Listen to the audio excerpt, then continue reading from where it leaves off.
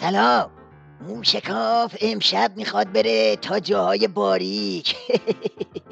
آقا تقصیر بنده نیست. وقتی کار ولی فقیه و نظامش به جاهای باریک میکشه، اون وقت موشکافی ما هم به جاهای باریک میکشه.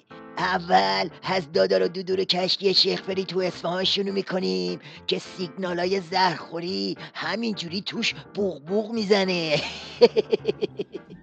ما نیاز به بمب اتم نداریم.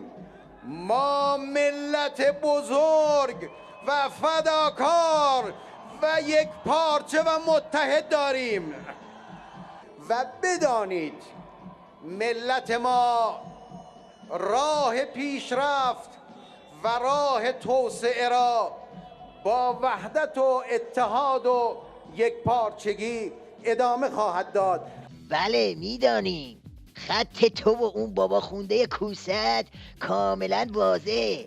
زمزمه های توافق دوغکی هم به گوش همه رسیده. اما با دلواپس و یک کفن پوش و کفن پاره میخوای چی کار کنی؟ هنوز هیچی نشده، کار به کف خیابون کشیده. دام دیپلماتیک در مذاکرات هسته‌ای.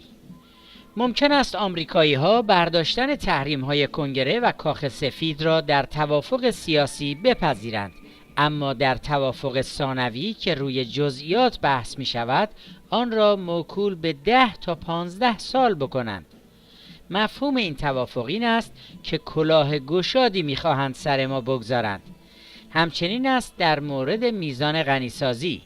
در کلیات بپذیرند اما در جزئیات بازی درآورند و عملاً صنعت هسته‌ای ما را تعطیل کنند.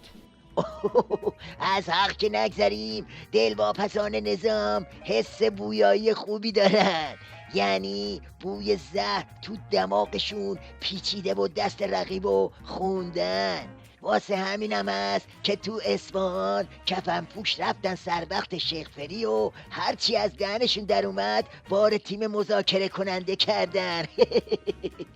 دام 2 مرحله‌ای.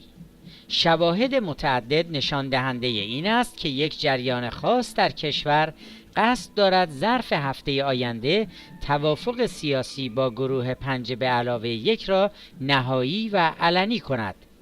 دقت در جزئیات این اطلاعات البته بلافاصله آشکار می کند که ماهیت تحقیرآمیز پیشنهادهای آمریکا هیچ تغییری نکرده. رئیس جمهور طوری سخن میگوید که گویی دولت وی بدون توافق هسته‌ای هیچ نیست و هیچ شانسی برای بقا ندارد. بیان که هیچ قصدی برای اغراق وجود داشته باشد، توافقی که طرفها به دنبال اعلام آن در هفته آینده هستند یک فاجعه تاریخی است. حالا طنز موشکافانه داستان اونجاست که این جماعت دلواپس که اینجوری داد و قال راه انداختن و از فاجعه و این حرفا میگن، یک کلمه از تعطیلی مذاکره حرف نمیزنن. حالا چرا؟ چون هم معنی طناب تحریم رو میفهمن، هم خفگی رو حس میکنن. ضمن اینکه یه چششون به نعلینای علی گداست که همیشه جلوی میز مذاکره پارک شده، یه چششون هم به وسایل بمبسازیه که مبادا تو جام زهر بازیای دار و دسته شیخ فری از دست بره. خلاصه اینکه هرچی به این توافق کذایی نزدیکتر میشیم، راه دلاراما و دلواپسا از هم دورتر میشه. یعنی چی؟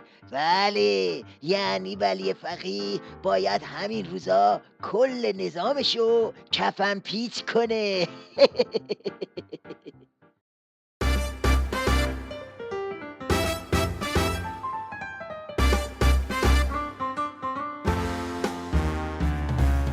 رقصای داغ و شفاف